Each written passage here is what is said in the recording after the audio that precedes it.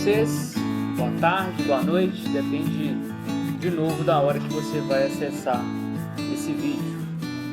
Nós vamos hoje dar continuidade ao nosso estudo do Evangelho de João e nós temos como desafio hoje o estudo do capítulo 4. A gente viu mas por uma organização interna e por entender que os grupos estão já avançados, nós vamos hoje dar um salto do 1 para o capítulo 4, tá bom? Nós vamos ler o texto, eu não vou ler todo para que a gente ganhe tempo, mas eu vou ler pelo menos até o versículo 26 e você pode seguir aí. Estou lendo a versão da NVI e você pode seguir aí. Se não, você pausa o vídeo, leia o capítulo todo e depois você dá play e a gente volta para as perguntas e a explicação do texto, tá bom? Capítulo 4 do Evangelho de João. Os fariseus ouviram falar que Jesus estava fazendo e batizando mais discípulos do que João, embora não fosse Jesus quem batizasse, mas os seus discípulos. Quando o Senhor ficou sabendo disso, saiu da Judeia e voltou uma vez mais a Galiléia. Era-lhe necessário passar por Samaria. Assim, chegou a uma cidade de Samaria chamada Sicar, perto das terras de Jacó, que dera a seu filho José. Havia ali o poço de Jacó. Jesus, cansado da viagem, sentou-se à beira do poço. Isso se deu por volta do meio-dia. Nisso veio a mulher samaritana tirar água. Disse Jesus: "Dê-me um pouco da água." E os seus discípulos tinham ido à cidade comprar comida. A mulher samaritana lhe perguntou: "Como o Senhor, sendo judeu, pede a mim, uma samaritana, água para beber? Pois os judeus não se dão bem com os samaritanos." Jesus lhe respondeu: "Se você conhecesse o dom de Deus e quem lhe está pedindo água, você lhe teria pedido e ele teria dado água viva." Disse a mulher: "O Senhor não tem com que tirar água e o poço é fundo. Onde pode conseguir água viva? Acaso o Senhor é maior do que o nosso pai Jacó, que nos deu o poço do qual ele mesmo bebeu, bem como os seus filhos e o seu gado?"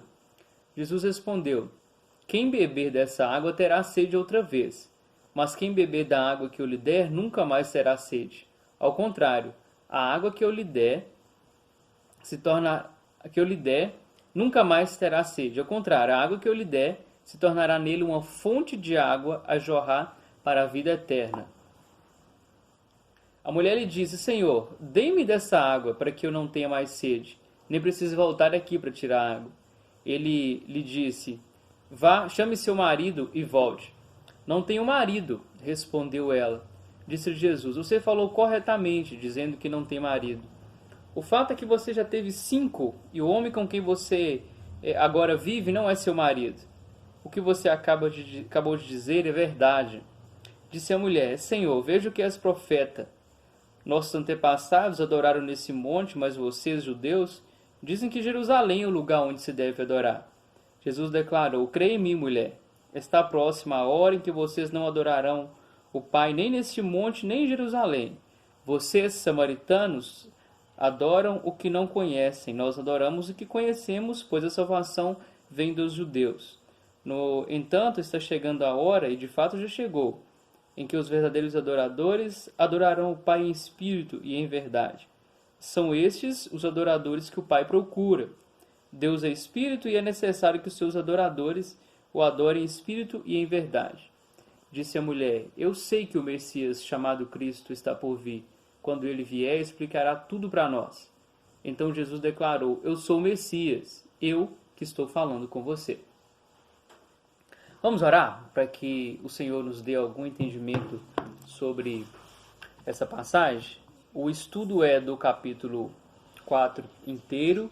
Nós vamos ater apenas a esse trecho, porque senão fica longo demais e fica cansativo de me ouvir tanto. Vamos orar para que o Senhor nos esclareça com essa palavra. Deus, eu sei que algumas pessoas, alguns irmãos estão agora vendo esse vídeo e eu oro para que o Senhor possa falar ao coração deles também. Como o Senhor esclareceu a mim, como a sua palavra foi aberta e falada a mim, fale também a eles. E que a salvação que o Senhor der a cada um deles, a cada um de nós, possa ser lembrada e que assim o nosso coração se encha de alegria. Que todas as riquezas do céu para nós, inclusive essa da Tua palavra a nós, enche o nosso coração de alegria e de motivação a aproximar desse texto.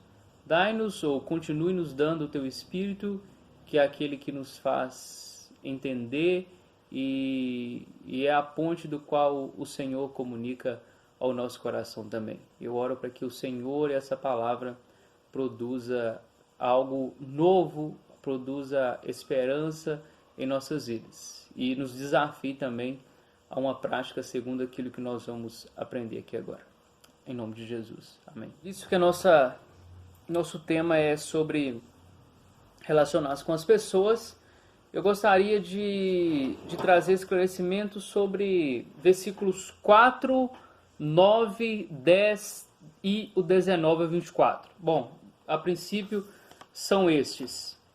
E para início de conversa aqui já no desenvolvimento, a primeira pergunta que nos é feita a partir desse texto é sobre por que era necessário Jesus passar por Samaria. Esse é o versículo 4 e o versículo diz: era-lhe necessário passar por Samaria.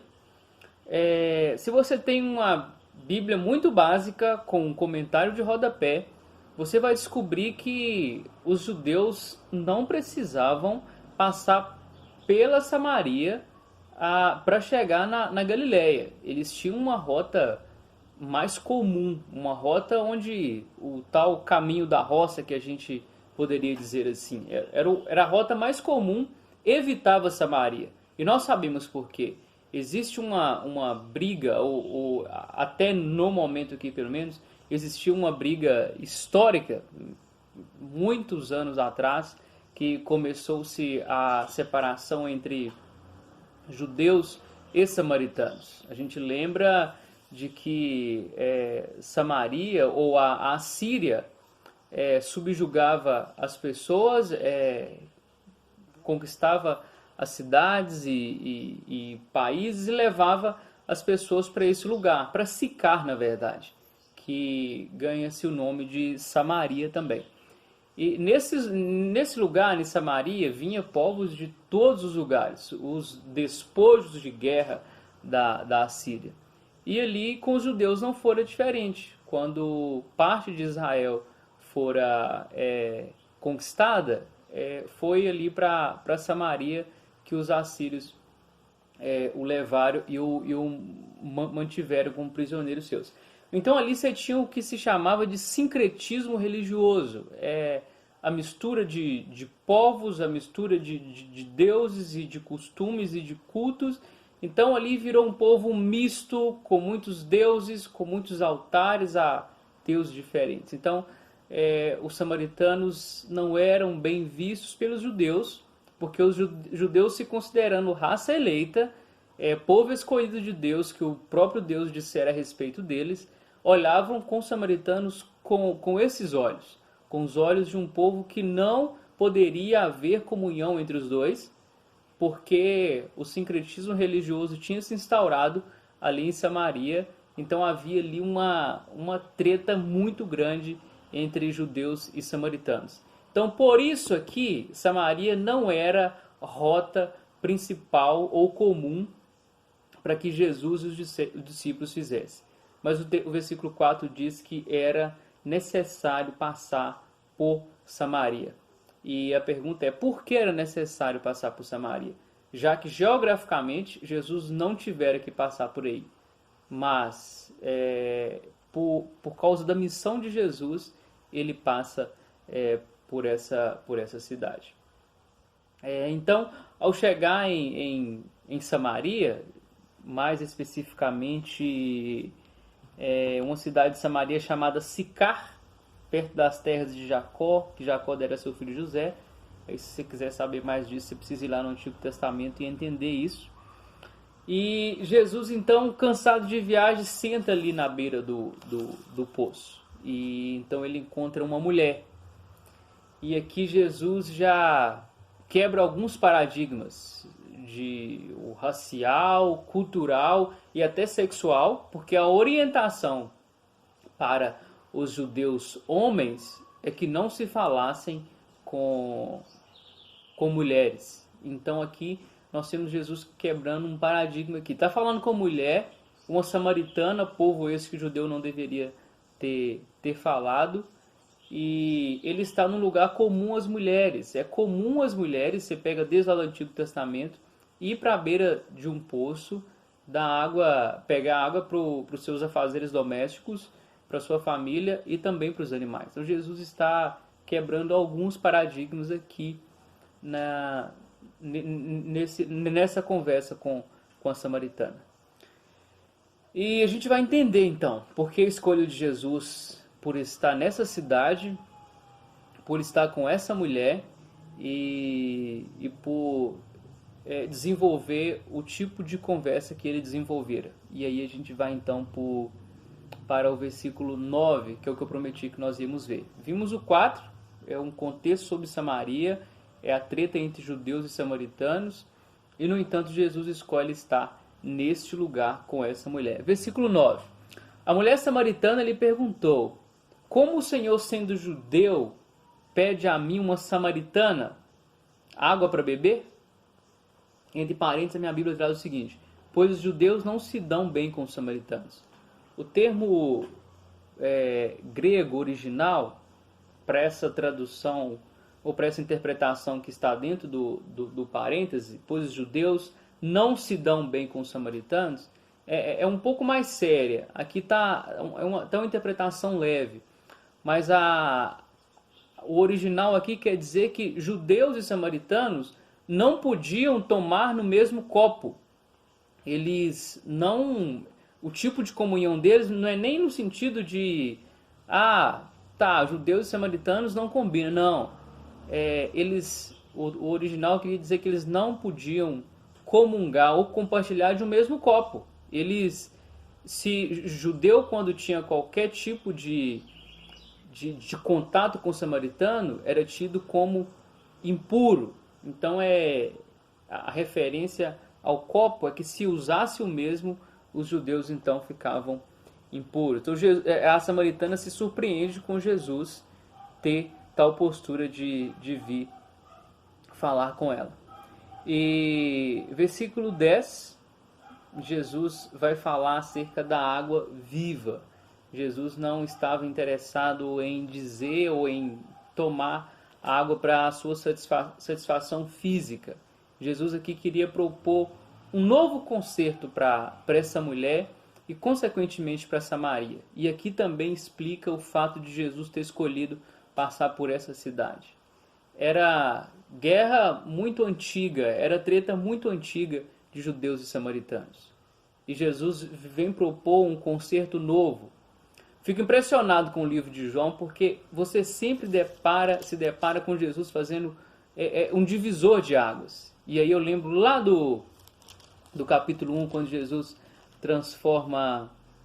capítulo 2, quando Jesus transforma água em vinho, e Jesus ali propõe um concerto novo, quando ele faz o desligamento familiar, biológico entre ele e Maria, e se propõe a um relacionamento com o Pai.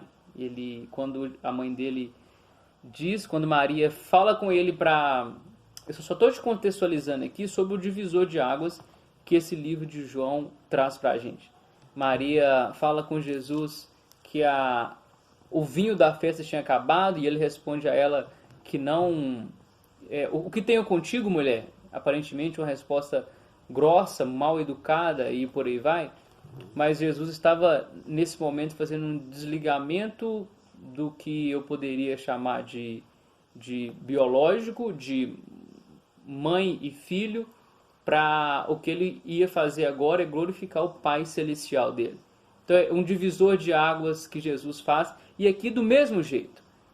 Muitos anos, 730 anos, mais ou menos, essa média foi que judeus e samaritanos tiveram essa rixa antes de Cristo. E agora aqui Jesus conserta uma coisa que é histórica, é uma guerra histórica. Ele olha para a história dos samaritanos, olha para a rixa que cresceu-se entre judeus e samaritanos. E aqui, nesse início de conversa, a escolha por passar por Samaria é exatamente para quebrar essa coisa que existia entre eles. Então Jesus aqui faz o concerto primeiro com a mulher. Ele faz uma proposta para ela de lhe dar água viva. E isso tem muito significado para uma mulher do contexto judeu samaritano também. A água, poço, isso tudo remete a um passado e a uma história dos judeus. Mas Jesus ele oferta uma água da vida eterna. E a água viva em João e em todo o contexto bíblico quer dizer sobre o Espírito, sobre esse que vem e dar vida àquele que é só carne, àquele que é só natureza terrena. Mas aqui, nesse texto, no capítulo 10 em específico, no versículo 10 em específico, Jesus está dizendo acerca da água viva, e aqui quer dizer simplesmente vida eterna. O que ele prometeu a essa mulher é vida eterna. Obviamente ela não entende, e eles continuam então o diálogo sobre essa água viva. Mas ele não desiste. Jesus insiste em fazê-la entender o que significa essa água viva, e até que no 15 ele convence ela de que receba essa água viva, que é a salvação. E então Jesus toca num outro assunto bastante polêmico aqui também, e eu queria que a gente gastasse um pouquinho de tempo sobre ele. Então a gente falou sobre duas questões importantes até agora. Primeiro, a necessidade de Jesus passar em Samaria, e eu te digo, Jesus queria trazer uma restauração para aquela cidade, uma restauração espiritual para aquela cidade. Ele queria desfazer uma briga que existia entre judeus e samaritanos. Então Jesus faz isso. E como que ele faz isso? Ele faz isso pelo meio comum de fazer todas as pessoas se achegarem a Cristo e ter relacionamento. Através da apresentação da vida eterna. E quem é a vida eterna? É o próprio Deus, é o próprio Jesus. Então ele é o ponto convergente, ele é o ponto onde converge todas as pessoas, todas as raças, e com todos os pecados, porque essa mulher aqui, Jesus agora vai tocar no ponto fraco dela. Então a gente falou sobre esses dois textos. O primeiro é sobre a necessidade de passar por Samaria, e o segundo é sobre a água viva. O que significa e que proposta é essa que Jesus estava trazendo para essa mulher? Jesus então toca num terceiro ponto aqui. Jesus toca num assunto bastante delicado para aquela mulher. Ele fala acerca do marido dela, ou dos maridos, que ele diz que ela tinha 5 e que o que ela tiver agora, o sexto, que nem parecia marido, parece que ela nem era casado, porque Jesus fala o homem com o qual você vive agora. E uma das perguntas do livro é: por que Jesus traz à tona essa faceta da vida dessa mulher? E nós, não é a primeira vez que Jesus faz isso, e nem a última. Jesus sempre, quando aproxima de alguém, se lembra de Natanael e de tantas outras pessoas que ele aproxima, e antes mesmo de um diálogo longo, ele já aponta alguma coisa da vida da pessoa. Ele cria um elo, um ponto comum sobre a vida da pessoa. Mostra a soberania do Deus, de Jesus sendo Deus, e para mim mostra também de que Jesus, por mais podre que seja o passado ou o presente da vida de alguém, isso não impede com que o Deus chegue e traz restauração. Então Jesus traz isso para essa mulher aqui, essa questão dos maridos dela. E eu não creio que seja, é claro que tem muitas especulações acerca disso, mas eu não creio que seja para mostrar para ela a miséria que ela se encontrava enquanto ser humano, e nós também fomos encontrados assim quando Jesus nos visitou também, e que Jesus estava a fim de restaurar isso também na vida dela, essa impureza. E tem alguns estudiosos que se arriscam a dizer que isso faz ponte ao que a cidade de Samaria representava. Era uma cidade com muitos deuses, com muitos altares, por causa do sincretismo religioso.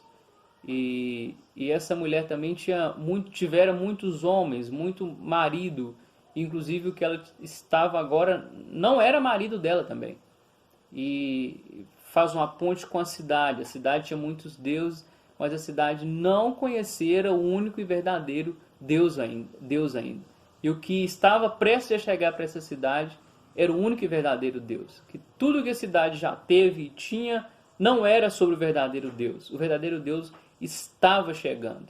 E para essa mulher também era assim, que a forma como ela buscou saciar o vazio que existe nela, que existe em todo ser humano, e ela parece buscar através de ter vários maridos, acabara. Jesus chegou, não para ser o marido dela, que tem essa especulação por aí também, é heresia. Jesus não estava propondo ser marido dessa mulher.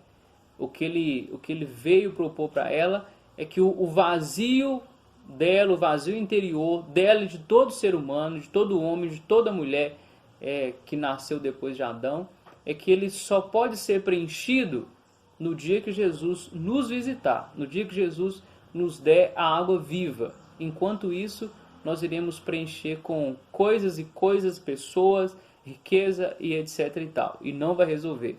O que agora chega para essa mulher é a água viva que sacia ela de todo vazio. E o que chega para Samaria também é a restauração da cidade, por causa que agora eles iriam conhecer o único e verdadeiro Deus. Tá bom? Então esse é o terceiro ponto. Quarto ponto, e eu espero caminhar para o final, é o seguinte. Versículos 19 a 24.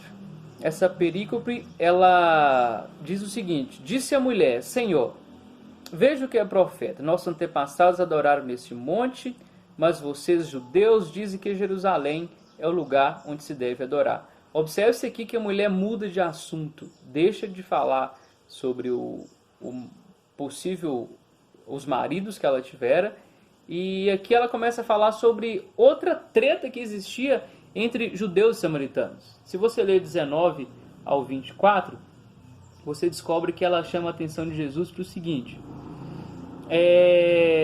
nossos antepassados adoraram nesse monte, mas vocês, judeus, dizem que Jerusalém é o lugar onde se deve adorar. Jesus declarou: creia em mim, mulher, está próxima a hora em que vocês não adorarão o Pai nem neste monte. E aqui, quando Jesus fala nem nesse monte, Jesus estava falando de um monte que tinha lá na cidade de Samaria, que eles mesmo edificaram um templo ali, e diz a história que os samaritanos adoravam outro Deus que não era o soberano naquele monte, e tinha o monte onde os judeus adoravam, que era em Jerusalém, que era onde eles buscavam a presença de Deus. Então Jesus fala que está chegando a hora, e de fato chegou, que vocês não adorarão o Pai nem em Jerusalém e nem no monte lá em Samaria. E ele continua dizendo: vocês samaritanos adoram o que não conhecem. Então isso dá indício de que os samaritanos estavam adorando outros deuses ali em Samaria. Provavelmente, obviamente, já que ali existia o sincretismo religioso. No entanto, está chegando a hora, de fato já chegou, em que os verdadeiros adoradores adorarão o Pai em espírito e em verdade. São esses adoradores que o Pai procura. Deus é espírito, e é necessário que os adoradores o adorem em espírito e em verdade. Outra treta que existia entre judeus e samaritanos é que os judeus derrubaram um templo dos samaritanos alguns anos atrás. Alguns anos, eu estou falando da época ali, obviamente. Judeus e samaritanos aumentaram a rixa por causa disso. Como os judeus entendiam o único e verdadeiro Deus, ou pelo menos achavam que entendiam, eles foram lá e derrubaram o templo dos samaritanos. Então a briga cresceu entre os dois. Mas os samaritanos continuavam tendo um monte onde eles adoravam outros deuses. Jesus propõe uma coisa nova aqui também, queridos. Outro divisor de águas. Então se atentem quando vocês for lerem João, a história. Jesus está sempre pegando a história, olhando a história lá do Antigo Testamento principalmente, trazendo para cá, falou, esse concerto, esse pacto, essa aliança valeu até agora, mas eu vim cumprir e mostrar um novo jeito de se viver a fé cristã. E Jesus aqui propõe uma coisa nova. Até então, a adoração a Deus se dava num lugar físico. E Jesus propõe uma coisa nova aqui para a mulher. Primeiro é desfazer a treta de novo. Nem Jerusalém, nem Samaria, nem um templo, nem um altar e nem outro, não vai ser mais lugar de adoração do Deus verdadeiro. Jesus fez o seguinte, eu vou propor um lugar comum, no caso uma pessoa comum de adoração. Então, todos os adoradores, todas as pessoas salvas em Jesus, todas as pessoas que creem em mim, terão um ponto comum de adoração. E ele fala que esse ponto... primeiro ele fala da forma, a nova forma de adorar agora, ela é em espírito. Então assim, o espírito não está preso a um lugar, a uma igreja, a um templo, a um monte, a um altar. O espírito como diz o próprio Jesus, é como o vento, ele se move e ele está em cada pessoa também. Então ele não está preso a paredes. Então a nova forma de adoração agora, ela acontece de forma interna, ela é em espírito, ela se move. Onde estiver as pessoas, onde estiver os filhos de Deus, ali precisa haver adoração, porque a adoração agora não é mais fixa. E depois de ser em espírito, e aqui observe que não é espírito com letra maiúscula. Então, o que Jesus queria dizer não é mais com objeto, não existe mais um objeto de culto e nem um lugar de culto.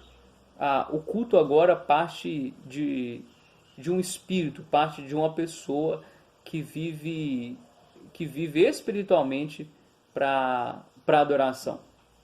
E em verdade, essa palavra também é interessante. Primeiro que Jesus coloca como que ele é o caminho, a verdade e a vida. Então ele falou, a adoração agora passa por mim. Se antes passava por um templo, agora ela passa por mim, porque eu sou a verdade.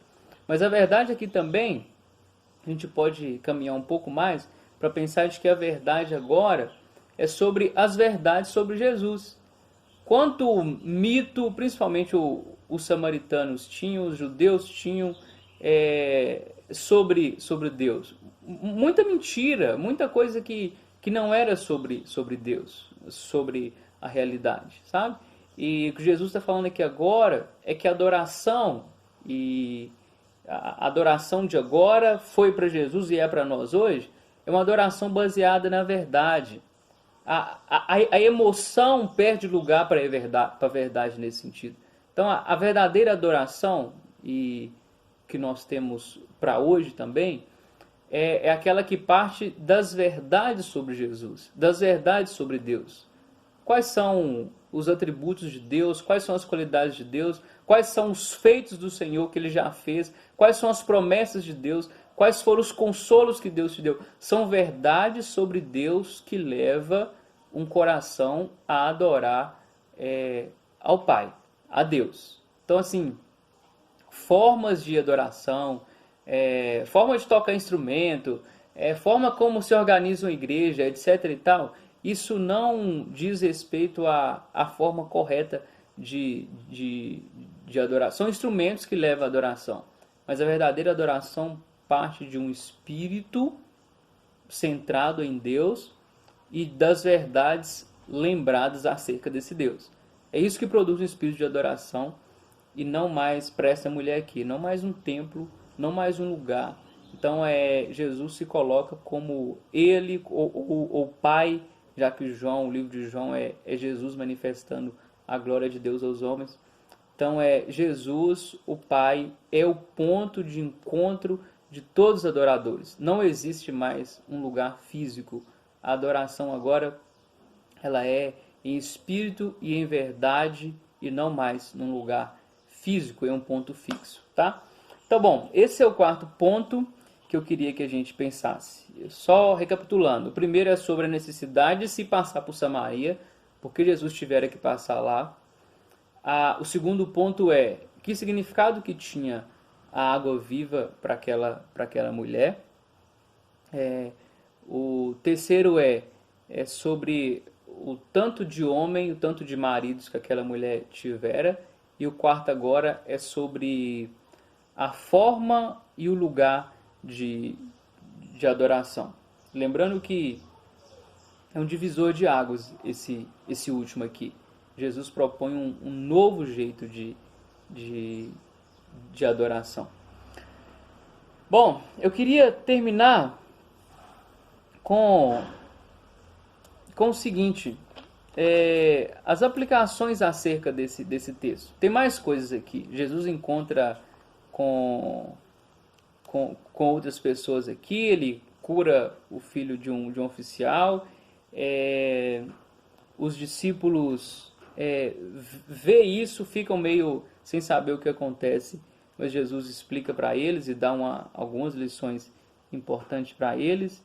As mulheres daquela cidade, as pessoas daquela cidade, versículo 39, muitos samaritanos daquela cidade creram nele por causa do seguinte testemunho dado pela mulher. Então a mulher testemunha acerca de Cristo ali em Samaria e a cidade começa a crer. Então a primeira aplicação, isso responde também à nossa primeira pergunta da necessidade de Jesus passar por Samaria. Jesus levara conserto para aquela cidade. Jesus enfrentou a oposição dos discípulos, da cidade e das pessoas que observavam ele, certamente, porque ele quebra uma cultura de maneira sábia, sensata. Jesus muda uma história de quase 800 anos de rixa de judeus e samaritanos. Jesus dá um passo muito importante aqui. Ele quebra esse elo racial entre judeus e samaritanos e cultural, e faz um novo concerto aqui. Judeus e samaritanos podem comungar de uma mesma mesa agora, a mesa de Jesus Cristo, que é aquele que une todas as raças e todos os passados, por mais pecaminosos que sejam. Então, a primeira aplicação é essa aí. Jesus, e isso serve para nós também. Que tipo de enfrentamento que nós estamos dispostos a ter também, sabe? Tem várias pessoas que nós já criamos preconceitos em relação a elas e que nós nem sequer paramos para observar, para falar, e existe a barreira religiosa também, que faz com que nós ficamos longe de algumas pessoas e de alguns grupos que a gente se consideram menos espirituais ou nada espiritual em relação a gente, ou que a sociedade coloca como excluídos. Então, que tipo de barreira nós estamos dispostos a quebrar? Cultural, religiosa, racial, enfim, várias coisas aí que Jesus nos ensina ao escolher essa cidade, ao escolher essa mulher, ao escolher esse povo aqui. Tá bom? E uma pergunta que o livro traz também é o seguinte: como você pode, tem a ver com o que eu acabei de falar, mas ela é um pouco mais direcionada, como você pode alcançar alguém rejeitado pelo mundo e oferecer o amor de Jesus? é pessoal e é para aplicação. Como você pode alcançar alguém rejeitado pelo mundo e oferecer o amor de Jesus? Eu fiquei pensando nessa pergunta e eu fiquei assim, eu acho que o primeiro passo para a gente, a primeira postura que a gente tem que ter em relação a pessoas que a sociedade rejeita, que a sociedade coloca como escória, é orando, sabe? Eu acho que nós estamos com o nosso coração duro em relação às pessoas que não são do nosso grupo. Quem é do nosso grupo é do nosso grupo e a gente tem convivido. Mas quem não é, não é muito comum, não é muito visto por aí. Nós saindo do nosso estado confortável e passando por Samaria. Nós evitamos Samaria por várias questões. Questões essas que Jesus tivera coragem de enfrentar. Mas fora o que nós evitamos confrontos, nós também nos tornamos insensíveis. Eu acho que a mídia nos mostra vários grupos, várias pessoas, esses que são escória da sociedade, e essas pessoas se tornam para nós insignificante. Eu acho que o próprio caminhar do mundo, as notícias nos fazem acostumados com as coisas ruins, nos fazem acostumados com o grupo que eles colocam como sem esperança, não tem mais jeito, não há salvação para este, o evangelho já foi pregado um tanto de vezes e etc e tal. E nós seguimos na mesma onda. A gente é bom com o nosso grupo. E olha lá se a gente é bom com o nosso grupo de cristãos. Mas a gente precisa abrir os nossos olhos para aqueles que ainda não conhecem o Senhor. Quem é a mulher samaritana nos dias de hoje? Aquela que ela era escória. A mulher naquela época era escória da sociedade também. Ela não tinha todo o valor que se tinha um homem, por exemplo. E Jesus se propõe a falar com essa mulher. E por aí vai. Então, na verdade, a pergunta é: onde está a nossa Samaria? Será que está na nossa vizinhança, na nossa família, na nossa cidade? Onde estão aqueles que ninguém dá muita ideia? Onde estão aqueles que ninguém quer se aproximar para uma conversa? E olha, se aproximar vai dar certo, mas também vai dar trabalho. Então, talvez por isso nós nos acovardamos